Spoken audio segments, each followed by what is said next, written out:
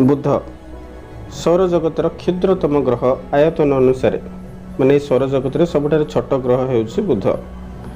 एहार व्यास मात्र 4828 किलोमीटर एवं चंद्र ठारू अल्प के बड़, बहुत कष्ट चंद्र ठारू टिके बड़ अछि एवं एहार पृष्ठ मध्य देखा प्राय चंद्र भली मध्य। एहार पृष्ठ पत्थर धातु अनेक खालकमारे परिपूर्ण।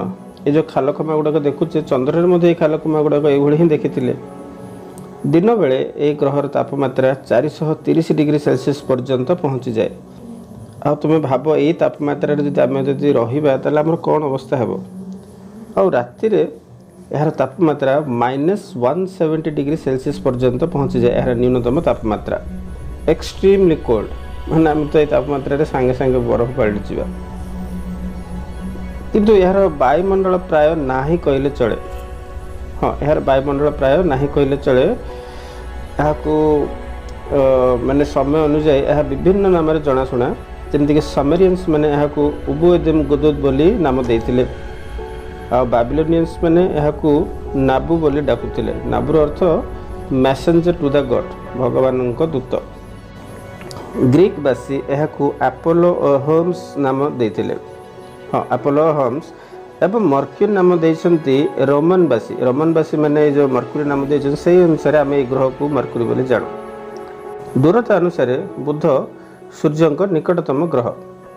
केते निकटरे अच्छी ना सूर्य ठारू 5,79,09,335 किलोमीटर 744 मीटर दूर अच्छी। एत दूर थाई आमको सूर्य निकटतम ग्रह। बुध अत्यंत द्रुत बेगर सूर्य चारिपटे परिक्रमण करे। यार हाराहारी बेग प्राय 1,73,809 किलोमीटर प्रति घंटा।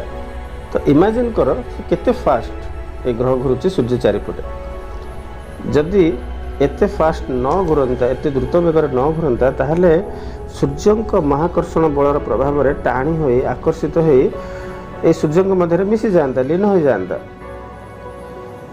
तो सूर्य चारिपटे थरे बुली आसवाई समय निए 88 दिन। 88 दिन सूर्य चारिपटे बुली आसवाई समय निए। यार आवर्तन काल 59 दिन 59 डेज। एवं यार चंद्र मध्य नहीं। पृथ्वीर गोटे चंद्र अच्छी किंतु बुधर कौन चंद्र नहीं। It has no known moons. एवं यही ग्रहर रंग डार्क ग्रे कलर वस्तुत्व 3.3022 इंटू 10⁻23 kg। यार गुरुत्व आकर्षण बल पृथ्वी तुलन में 0.38 गुण। एवं ये जो ग्रहटी ना सूर्य पाखरे अच्छे, सूर्य पाखापाखि अच्छे, तेणु सहजरे या देखी हुए नहीं। किंतु चेष्टा कले सूर्यर माने सूर्योदयर अल्प समय पूर्वर कि सूर्यास्तर अल्प समय पर किछि समय यहाँ देखिपर। एवं यही ग्रह विषय अधिक तथ्य संग्रह पर प्रथम महाकाशयान मेसेंजर यार कक्षपथ को पठा जाइथिला 2004 मसीह नासा द्वारा। एवं अनेक तथ्य मध्य संग्रह हो पारिछि सफलतार सह।